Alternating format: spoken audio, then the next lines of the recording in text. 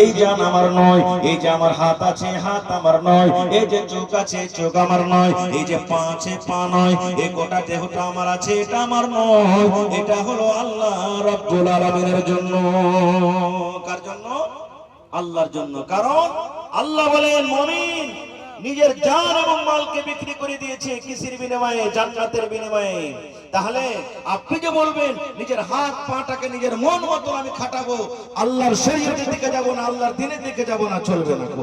কেমন কেমন করে সাহাবায়ে কেরাম নিজের এই আয়াতের প্রতি আমল করেছেন, মহব্বত ভালোবাসা দেখিয়েছেন। একটা ঘটনা আপনাদের সামনে বলবো, কারণ সময় খুব কম আর কাজ মেলায় লম্বা আছে, এই জন্য একটা ঘটনা আমি বলবো। একটা যুদ্ধ হয়েছিল, লড়াই হয়েছিল, সেই লড়াইটার নাম কি? সারাইয়া মাউতা। নবীজি যে যুদ্ধতে যাননি, সাহাবায়ে কেরামকে পড়াচ্ছিলেন, সেই যুদ্ধের নাম হলো সারাইয়া। আর নবীজি যে যুদ্ধতে গেছিলেন সাহাবাদের সাথে, ওই লড়াইয়ের যুদ্ধের নাম হলো কি? গাজওয়া। তো নবীজি লড়াই করতে যাবে যাননি, সারাইয়া মাউতা মানে মওতার একটা জায়গার নাম, মওতাতে যুদ্ধটা হবে, এই জন্য নবী সাহাবায়ে কেরামকে পাঠালেন। আপনারা দিল্লি যান, পাটনা যান, মেলায় জায়গাতে খাটতে যান, দফাদার একটা হয় না তিনটে চারটে হয় একটা টিমের? কথা বলে দফাদার বুঝেন তো? দফাদার বুঝেন ভাই?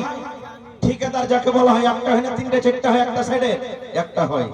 কিন্তু নবীজি আমার তিনজন সাহাবীকে নবীজি আমার কি করলেন? সেনাপতি করে দিলেন, একটা টিমের মালিক করে দিলেন। কেমন করে মালিক করে দিলেন? নবী আমার বললেন সাহাবীদেরকে, ও সাহাবীর দলেরা রে, প্রথম নম্বর এই টিমের মালিক হবে, সেনাপতি হবে আমার চাচা জাফর বিন আবু তালিব।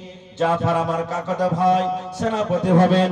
সে যদি লড়াই করতে করতে যুদ্ধ করতে করতে শহীদ হয়ে যায়, 2 নম্বর ইসলামের ঝান্ডা ধরবে, সেনাপতি হবে কে? যায়েদ বিন হারেসা, আমার পানা বেটা যায়েদ বিন হারেসা ইসলামের ঝান্ডা ধরবে। 2 নম্বরে যদি যায়েদ বিন হারেসাও দুনিয়া থেকে চলে যায়, শহীদ হয়ে যায়, তাহলে 3 নম্বর ইসলামের ঝান্ডা ধরবে রে কে? ওরে আল্লাহ, 3 নম্বরে আব্দুল্লাহ বিন রাওয়াহা ইসলামের ঝান্ডা ধরবে। কয়টা সেনাপতি হলো? একটু কথা বলেন ভাই। 3টা সেনাপতি হয়ে গেল। 1 নম্বরে জাফর বিন আবু তালিব, 2 নম্বরে যায়েদ বিন হারেসা, 3 নম্বরে আব্দুল্লাহ বিন রাওয়াহা। এবার নবীজি 3 এর পর চতুর্থ জনের নাম কিন্তু নবীজি নিলেন না। আপনারা মনে মনে হয়তো বলবেন, হাজি 3 জনের নাম নিলেন, কিন্তু সাহাবায়ে কেরাম বুঝে ফেলেছেন। কি বুঝলেন? নবীজি সাহাবারাকে বললেন, ওরে তোমরা নিজের নিজের বাড়িতে চলে যাও, নিজের মায়ের সাথে দেখা করো, নিজের বিবির সাথে দেখা করো, ছেলে মেয়েকে তোমরা আদর করে নাও, সালাম কালাম করার পর তোমরা চলে যাও। কেন না তোমরা জানো না